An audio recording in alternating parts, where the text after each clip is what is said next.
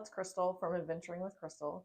This week, our hidden gem that we're going to talk about is Atlas Obscura. Whether you're reading the book or you're following them on Instagram or however you're connecting with this gem of just a tome for travelers, it is a wonderful opportunity to delve into a world of discovery, a world of wonder. Sometimes travel can be very much about what everyone else has seen. Often when I travel, I'll be someplace that, let's just say, Westminster Abbey, and I see so many people with their phones out and they're taking cameras. And yes, I want to take a couple of pictures too. And though there are so many pictures of this one place already out in the world that are probably better than I could when I'm trying to fight for all of these people in my way. And I think, what opportunity am I missing?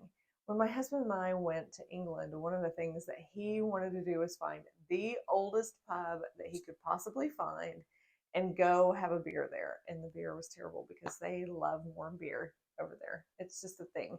And though the experience of going to this tavern, this pub that was older than all of the United States was amazing. And there were no tourists there. It was just us, just locals. And it was so cool. And that's what I love to find when I'm traveling and help my clients find when I am booking travel for them, is something that's off the beaten path, something that we haven't seen before, something that is going to make us just light up with wonder and discovery. And in that, when you're discovering it with someone else, you now have this new bond that you didn't have before.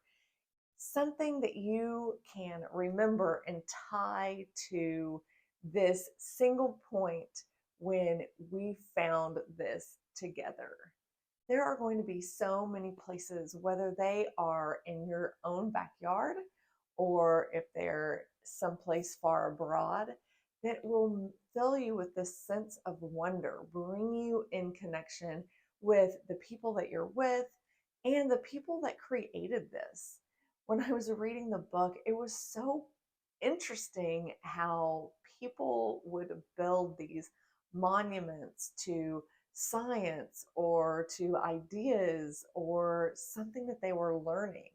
I think one of the ones that stuck out to me was this garden. I think it was probably in England, but there's other ones like this, that all of the plants were poisonous or dangerous in some way. So it was a garden of death, but it was beautiful in that the plants that are in there are very attractive and beautiful and interesting plants.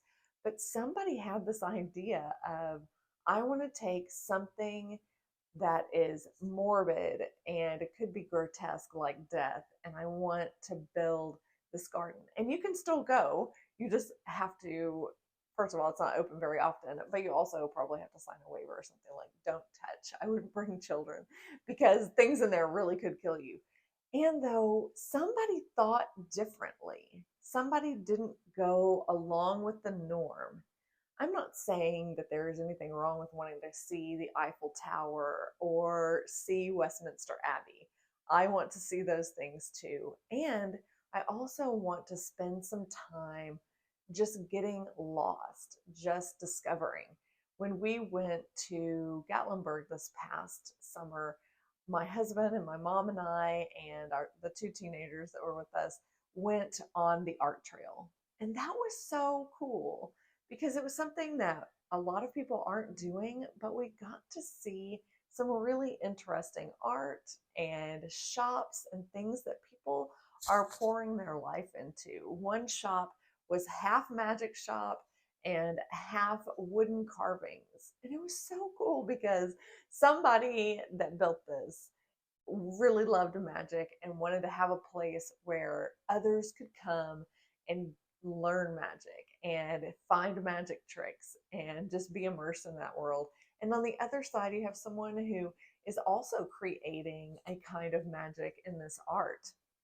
And because we were off the beaten path and discovering these things, that became kind of like one of the biggest memories for me because it was so different and something that the five of us experienced together that was un unduplicatable, something that's not replicated anywhere else. And I loved that and loved that experience for three generations of people, me and my girl and my niece and me and my mom and then my mom and her granddaughters. Something that was so cool and different that brought out the wonder and discovery in us as we became explorers and adventurers looking at these new things that we hadn't seen before.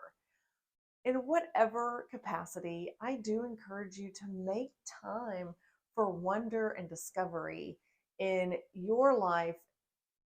Not maybe not every day, although you could do it every day, but weekly or monthly. Have some time that you set aside to go find something new. We love to find new coffee shops in Houston. We love to go to new restaurants. My daughter sent me something. Well, she's always sending me something, but she really loves to try all kinds of nationalities of food.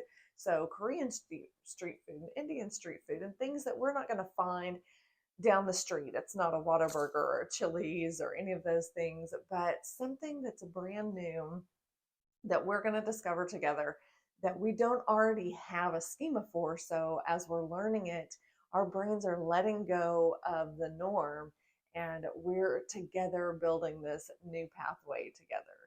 I really encourage you to give this a shot. Find the wonder and discovery in your own backyard and then when you travel also.